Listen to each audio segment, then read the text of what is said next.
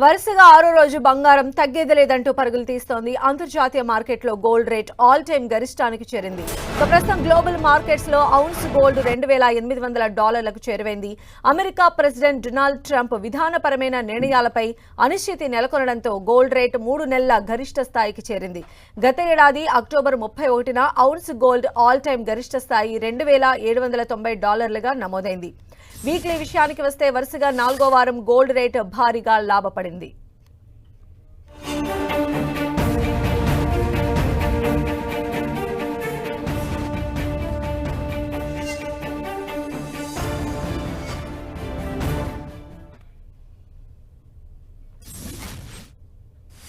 ఇవాళ బంగారం ధరల పెరుగుదలకు సంబంధించి ముంబై నుంచి Wealth Mill Securities analyst Kranthi Bathini గారు లైవ్ లో మనకు సిద్ధంగా ఉన్నారు.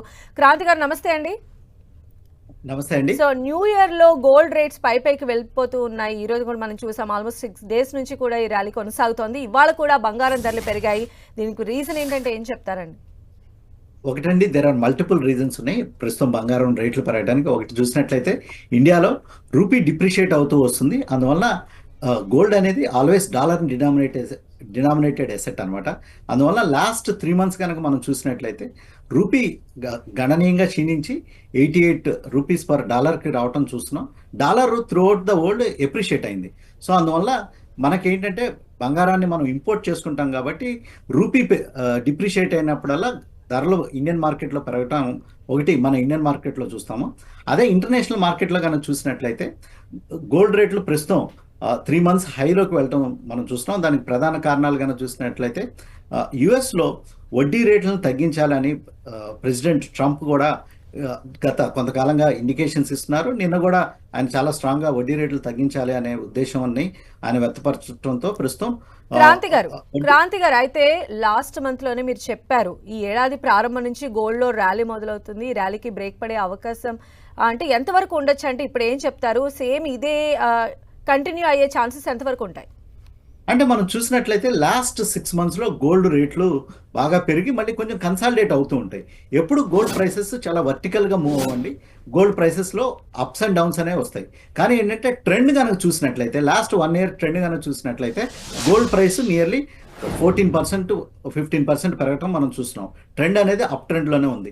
నెక్స్ట్ లాస్ట్ 2-3 monthsలో కొంచెం కన్సాలిడేట్ అయ్యి మళ్ళీ తిరిగి పైకి వెళ్ళటం మనం చూస్తున్నాం. దానికి ప్రధాన కారణాలు కనుక చూసినట్లయితే ఎప్పుడైతే ఇంటర్నేషనల్ మార్కెట్లో అన్సర్టనిటీ అంటే అది జియోపొలిటికల్గా కానీ అంటే ఏదైనా వార్ కైండ్ ఆఫ్ న్యూస్ మనం చూసినప్పుడు గోల్డ్ ప్రైసెస్ పెరుగుతాయి. లేదంటే ట్రేడ్లో ఏదైనా అన్సర్టనిటీ ఉన్నప్పుడు కూడా గోల్డ్ ప్రైసెస్ పెరగటం మనం చూస్తున్నాం. ప్రస్తుతం ఏంటంటే ట్రేడ్లో కొంచెం అన్సర్టనిటీ వచ్చింది.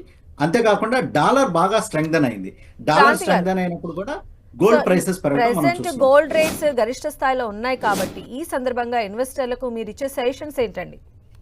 ఇక్కడి నుంచి కనుక గోల్డ్ ప్రైసెస్లో నెక్స్ట్ కొంచెం డాలర్ లాస్ట్ 1 weekలో ఇంటర్నేషనల్ మార్కెట్లో కొంచెం డాలర్ అనేది స్టెబిలైజ్ అవుతుంది.